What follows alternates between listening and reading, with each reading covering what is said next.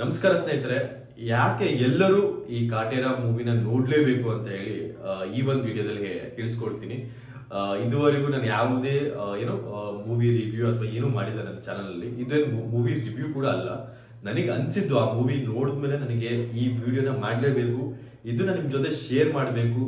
ನನ್ಗೆ ಹೇಗೆ ಅನಿಸ್ತು ಅಥವಾ ನೀವು ನೋಡಿದಾಗ ನಿಮ್ಗೆ ಹೇಗೆ ಅನ್ಸತ್ತೆ, ಯಾವ ತರ ಕನೆಕ್ಟ್ ಮಾಡ್ಕೋಬೇಕು ಅನ್ನೋದನ್ನ ಈ ಒಂದು ವಿಡಿಯೋದಲ್ಲಿ ಹೇಳಬೇಕು ಅಂತ ತುಂಬಾ ಅನಿಸ್ತು. ಅದಕ್ಕೋಸ್ಕರ ಈ ವಿಡಿಯೋನ ಮಾಡಬೇಕು ಅನಿಸ್ತು, ಅದಕ್ಕೆ ಮಾಡ್ತಾ ಇದ್ದೀನಿ. ಕಾಟೇರ ಕಾಟೇರ ಮೂವಿ ನಾನು ನಿನ್ನೆ ಅಷ್ಟೇ ನೋಡ್ಕೊ ಬಂದೆ. ನಾ ಮೂವಿ ಬಗ್ಗೆ ಸ್ಟೋರಿ ಏನು ಹೇಳೋದಿಲ್ಲ, ಯಾಕೆ ನೋಡ್ಬೇಕು ಅಂತ ಹೇಳ್ತೀನಿ. ಏನಪ್ಪಾ ಅಂದ್ರೆ, ಇವಾಗ ನಿಮ್ಗೆ ಗೊತ್ತಿರ್ಬೋದು, ಇವಾಗ ಒಂದು ಎಕ್ಸಾಂಪಲ್ ಕೊಡ್ತೀನಿ. ನನ್ನ ಅಜ್ಜ ಅಜ್ಜಿ ನನಗೆ ಚಿಕ್ಕಕ್ಕಿರ್ಬೇಕಾದ್ರೆ ಸ್ಟೋರಿ ಹೇಳ್ತಿದ್ರು.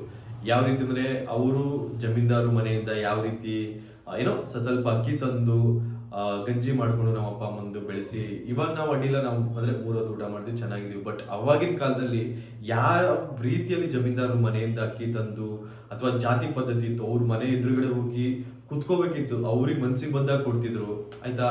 ಅವ್ರ ಮನೆ ಜಮೀನ್ ಮಾಡಿದ್ರು ಕೂಡ ಇವರಿಗೆ ಮೂರೊತ್ತು ಊಟ ಮಾಡಕ್ ಆಗ್ತಿರ್ಲಿಲ್ಲ. ಯಾವ ರೀತಿಯಲ್ಲಿ ಜಾತಿ ಪದ್ಧತಿ ಇತ್ತು.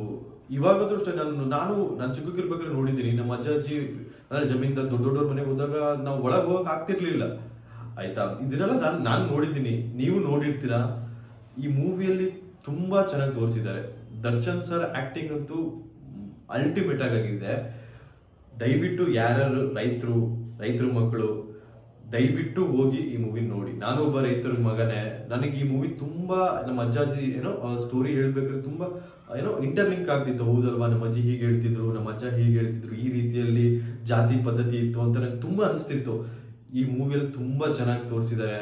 ನಮ್ಗೆ ನಮ್ಮ ಅಜ್ಜಾಜಿ ಯಾವ ರೀತಿ ಕಷ್ಟಪಟ್ಟಿದ್ರು ಅನ್ನೋದ್ರನ್ನ ಈ ಮೂವಿಯಲ್ಲಿ ನಾವು ನೋಡ್ಬೋದು. ಅವಾಗ ನಾವ್ ಇವಾಗ ಏನೇ ಜಮೀನ್ ತಗೊಂತಿದ್ರು, ಅವಾಗ ದೇವರಾಜ್ ಅರಸು ಅವ್ರು ಮಾಡಿರುವಂತಹ ಕಾನೂನು ಅಥವಾ ಇಂದಿರಾ ಗಾಂಧಿ ಅವರು ಮಾಡುವಂತ ಕಾನೂನು, ಅದರಿಂದನೇ ನಮ್ಗೆ ಇವೆಲ್ಲ ಜಮೀನ್ ಅಂದ್ರೆ ಯಾರು ಉಳ್ಮೆ ಮಾಡ್ತಿದ್ರು ಅವರಿಗೆ ಜಮೀನ್ ಸಿಕ್ಕಿದೆ.